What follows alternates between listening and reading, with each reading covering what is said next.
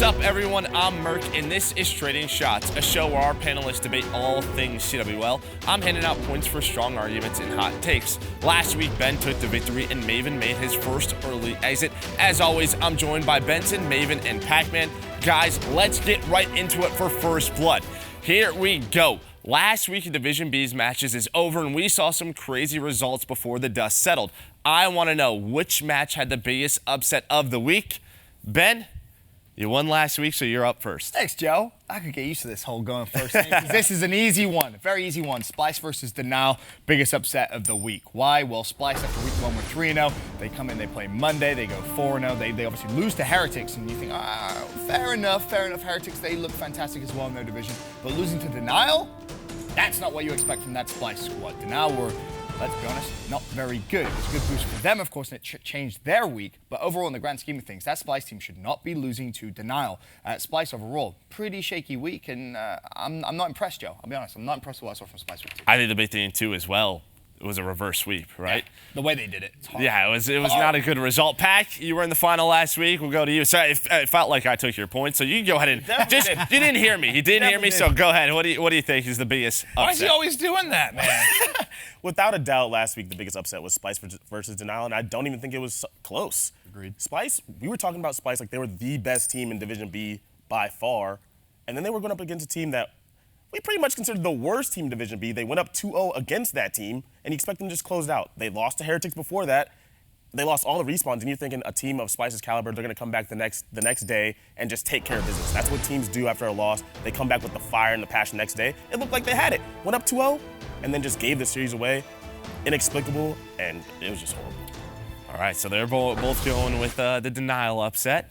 Maven, I think you got something different. Yeah, I'm going to take a different answer, and this is I think in the moment when I looked at that one, I would have agreed with him. And now when you look at it retroactively with how much Splice struggled in other series, the fact that Denial got a second win, I'm actually going to go with the Envy victory over E United. Envy was horrendous last week. They did not look good whatsoever. They didn't look like a championship caliber team. I had this team breaking up, having a horrendous week too. Then they come in 3-0 E United. The most impressive thing for me, and the reason it's a big upset, is the 3-0. E United has only been 3-0'd once on LAN this entire year, and that was Optic Gaming in the grand final at Vegas. Outside of that, they are going deep in series. They are playing people tough. So I think that's the part that impressed me the most. Historically, Envy beat E United a fair amount. Who cares what happened last year? Who cares what happened last year? Here's also why your point was absolutely terrible. John, I'm going to do your job for you here as a host. So essentially you say, oh, well, Denial, retroactively, they won their second game, blah, blah, blah. Doesn't matter. Doesn't matter because they had to start somewhere. with the biggest upset. But it's not as impressive once we see how poor Splice goes after that. You can't use retroactively in one place and then not using the other. Because after that, retroactively, Envy played well. You can't go last year. Are you trying to go all the way back to World War II? No, I'm not going back to World War II. I'm talking about the rest of the week. doing. Envy closed out the week strong. All right, so you can tell there was a lot of upsets throughout that crazy week, but there was a point that a couple of you guys made, right? And it was on Splice. Not a good week for them. And while I want to know from you guys, what went wrong for Splice? What was their issue? Pac, we'll start with you. All right, so I threw this guy a lot of love going into the season. To me, accuracy was the best assault rifle in World War II coming into the season, and he just did not perform. He had a .83 KD over these 2 weeks. That's unacceptable. Yeah, their teamwork was bad. Yeah, they're making mistakes. That can be said for any team. But for a guy like that to play that poorly in his role for this team, it's unacceptable. He just has to do better. I'm really looking for him to just step his performance back up, so even a portion of what he was doing last season. Yeah, I mean, accuracy, he was a breakout star for TK. Clint? Yeah, Splice, what's their issue? I agree and disagree with some of the stuff you said. I definitely don't think accuracy was great, without question. I guess I didn't have as high of expectations for him in this title because he actually has to move. I mean, when it's been advanced movement, he hasn't been nearly as good. And that's been tough for him. So he hasn't been great. But I know you said, you can say a lot of those little things for teams, but, I don't expect that from someone like Splice. When you have a guy like accuracy, a guy like Looney, when you have these veteran leaders, I don't expect all these issues that we talked about while casting Joe. When you're not coming up big in the clutch moments, when you're falling apart late in maps, when you're making tiny mistakes throughout the course of an S&D that cost you. And then the thing that really kind of killed me, even though they won some of these maps, when you're a championship caliber team, if that's what you are, when you're going up 150, 200 points in a hard point, you need to bury the team. How many times? I can think of 4 hard points where they let teams start to kind of just crawl back into games. I just saw a bunch of little things from the team that I just don't.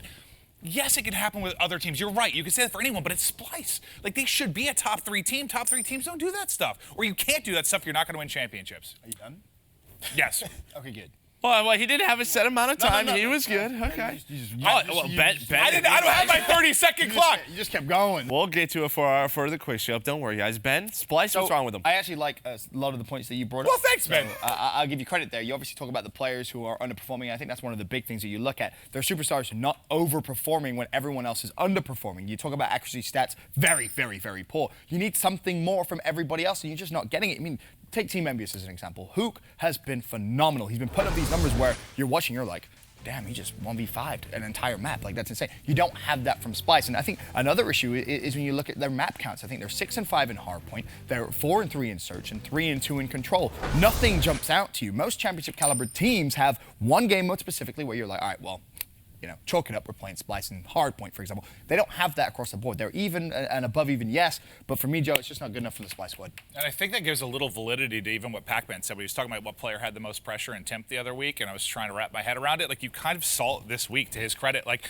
Temp would have had to drop absurd numbers for them to get wins. When the other teammates aren't playing, like, yeah, it puts pressure on Temp, and he was good, but He wasn't admitting I should. No, that was good. Well, I think my Kenny point was better, but I do think this adds some validity to what you said. Well, I think, too, as well, for Splice, if you look at week 2, one guy that we talked a lot on the broadcast, but you guys sort of missed out was Jerd, right? I think Jerd, if you look at him from week 1 to 2, was just, he even said it, right? Just, I didn't perform as well as I had. The good thing for Splice, they have a couple of weeks to prepare for Fort Worth, but that's going to do it for First Blood. Let's go ahead and take a look at the scores. Ben and Maven, you guys are tied at 5. Pac, you got 4 points, so that's going to do it for First Blood, and now it's time for Quick Scope. You guys got 30 seconds for your answer, and one thing I want all 3 of you to work on. Hey, listen to each other. For all 3 of you, try not to interrupt one of each other. I got my hand on the mute button.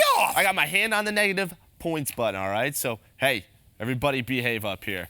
As we said, week 1 was one for the underdogs. We already talked about the biggest upset, but I want to know what players made those happen. Who stepped it up the most in the second week of Division B? Pac, like I said, you're up first. Who stepped it up most for you? All right, well, last week we were just talking about how Hook was 1v5ing. Yeah, he had a couple matches where he still did the same, but for me, it was silly. He did not play poor week 1, but he did not have any type of superstar performance. He had a 1.06. That's okay for a Maddox player. It went up to a 1.24. And more to that point, similar to Slacked, this team was a team that were like, all right, if they don't step up, we have to make roster changes. Silly took up that mantle, put the team on his back, and said, let's go. We're a championship team. I'm going to show you why I'm that guy. And he stepped up as a superstar Maddox, probably top 5 player easily this week.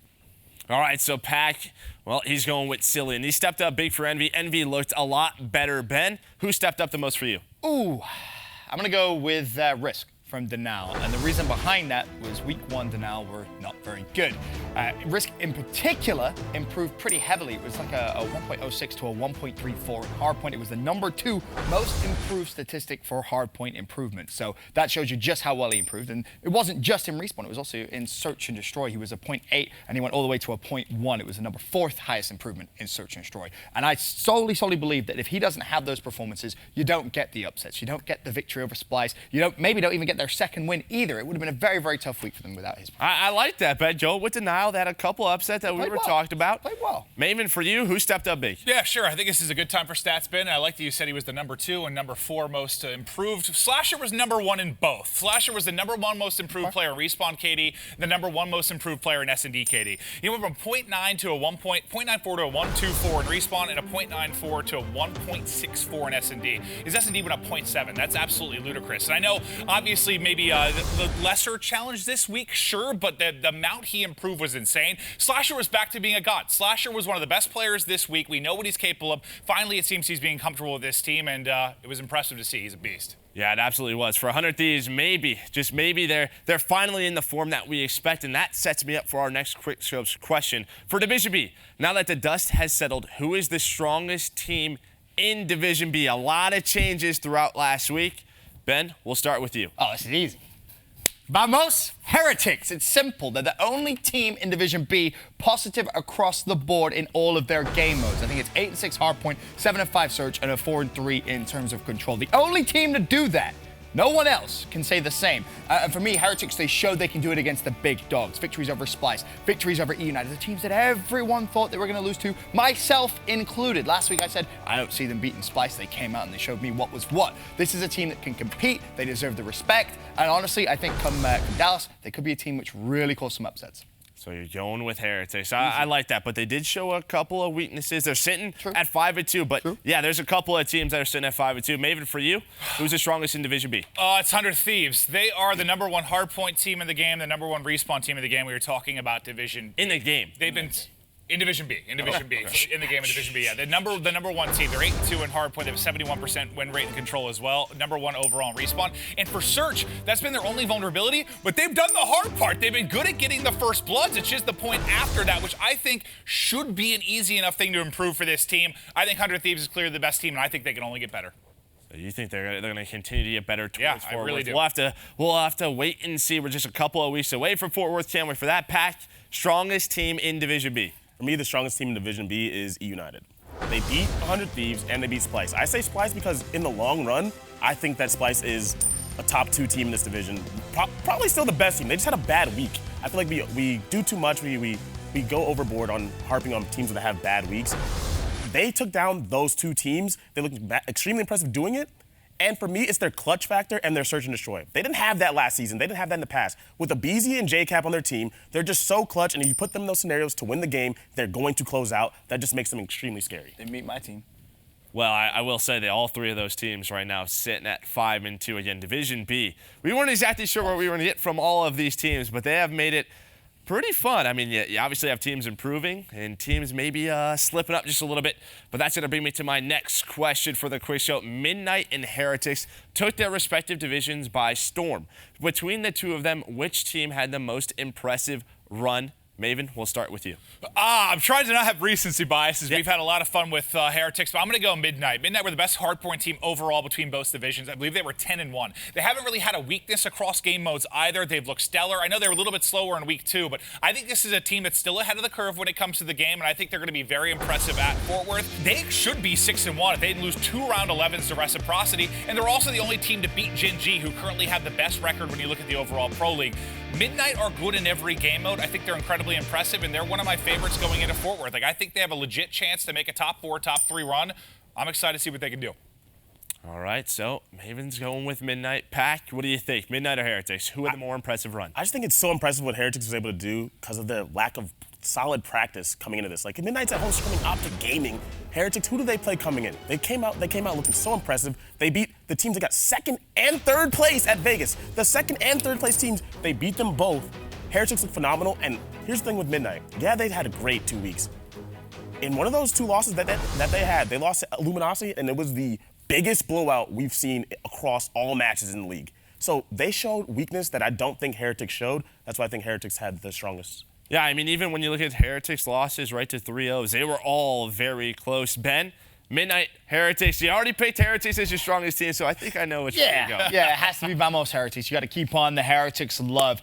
This is a team which, to me, have just been extremely impressive. They're the only team positive across all the game modes in Division B, which is something I brought up earlier on. Pac brings up a fantastic point as well. They beat the number 2 and the number 3 team from the last major event. That has to mean something. It has to be some weight for them. And I think coming into the next event, they're sat feeling very, very confident with some big results in their week. I think you look at them going into Dallas as maybe not a team that you would have in your top 3, but definitely top 4. But the crazy thing for me, Joe, is this is a team which I think can consistently cause upsets.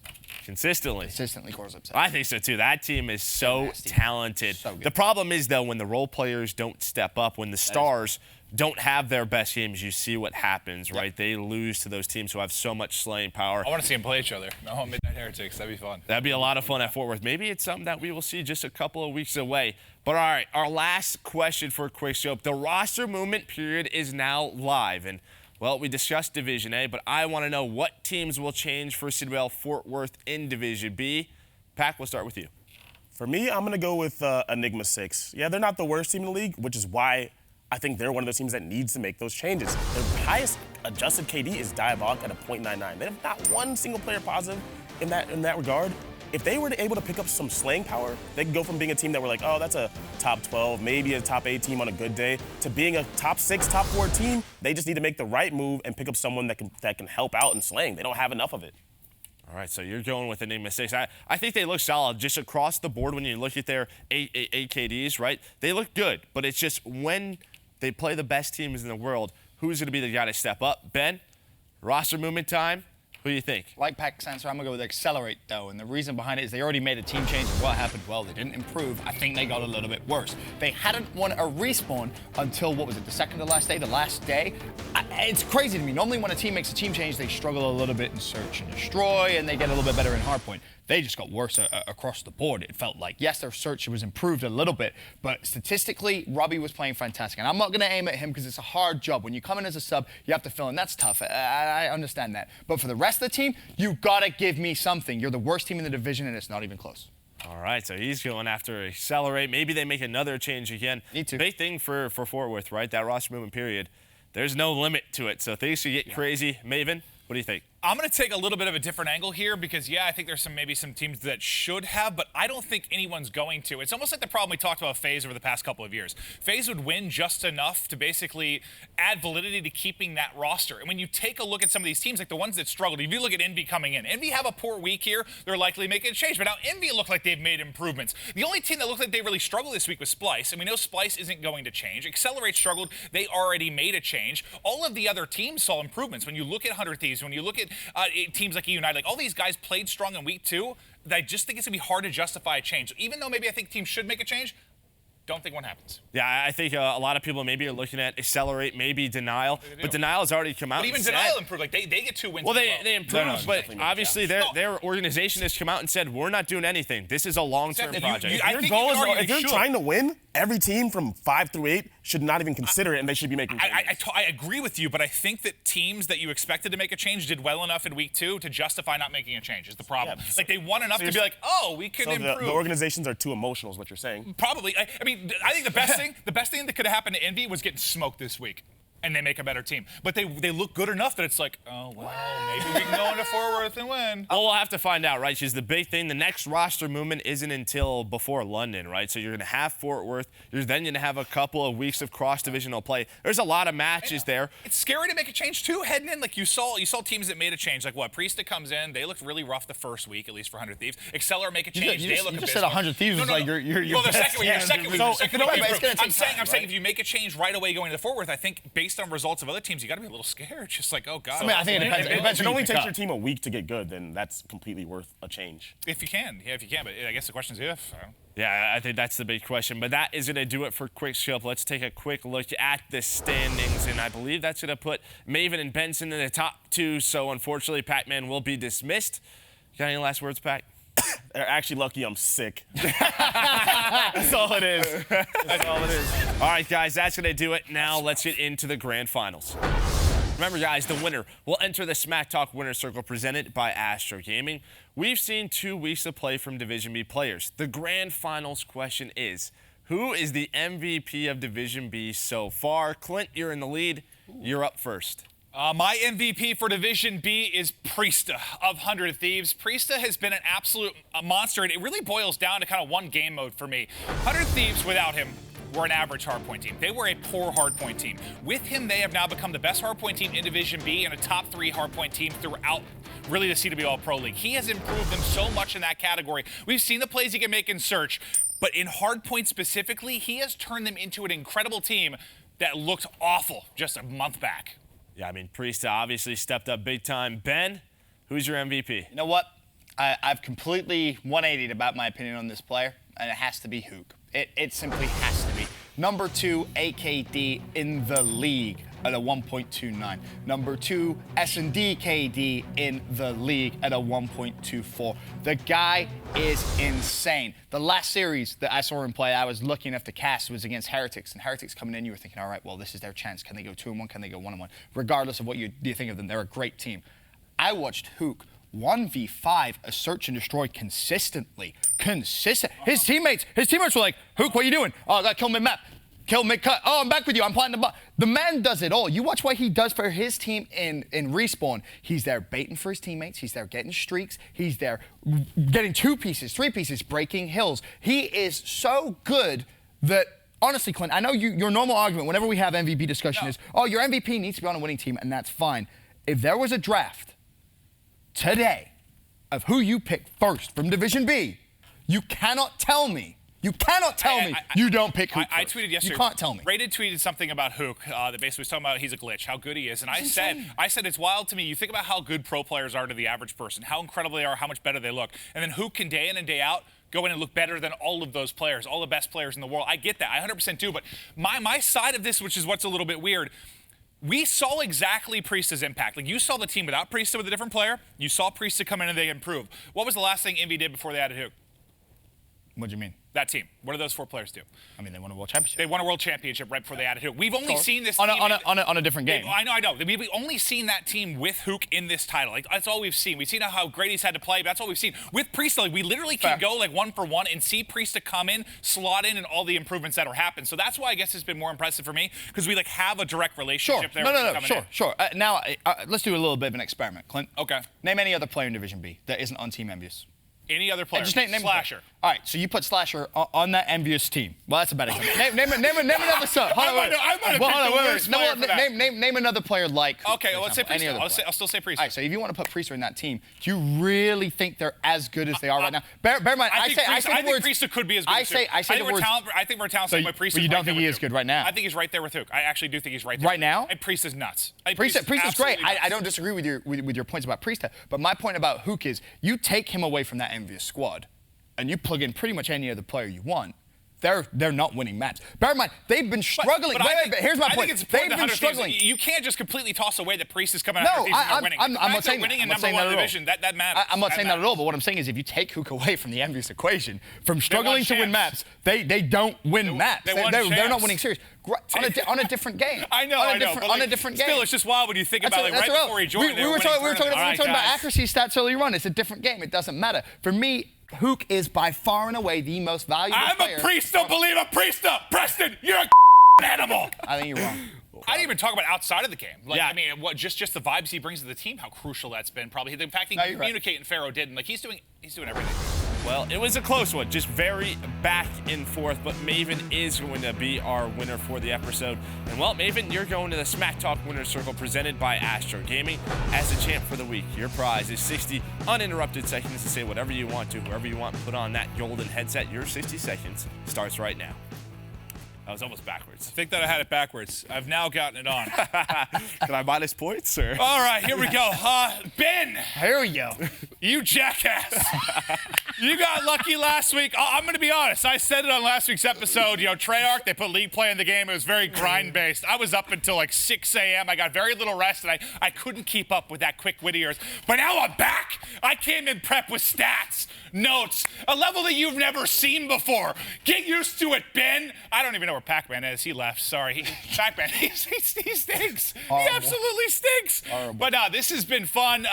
But I'm excited for Fort Worth. I can't wait to see the two teams go up against each other. I'm excited. I won't be on the next episode, so Ben, maybe you'll get blessed with another victory, you lucky SOB. But I'm really excited to see Division A versus B. That's the thing we're all looking forward to. Who's going to be the better division? Is it A or B that come out and show up at Fort Worth?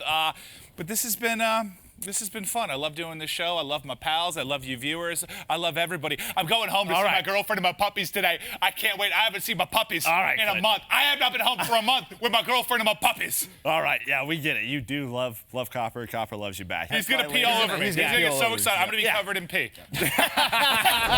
And Maven picks up that show win, and you guys know we've been tracking the stats all year long. Here's a look at the scoreboard, and well, Benson Maven now tied for 2. Nameless and Pac-Man each have 1. How is your win percentage higher than mine? Oh, it's because he's replaced it. Oh, that's something. Yeah. That means I'm basically the best. Because I have the most wins and the highest win percentage. Does that mean I'm the best? You don't have the highest win percentage. I don't think so. That's 100%. Yeah, but he only has 1 win, so that doesn't matter. The tiebreaker. That's a tiebreaker. This is what I work with, people. It goes to most wins first. We're done arguing. So I'm the best? No. Can you say it out loud? I'm the best. All right, guys. Thank you all so much for watching. Training Shots returns next week for a bit of a special Fort Worth episode. We'll see you then.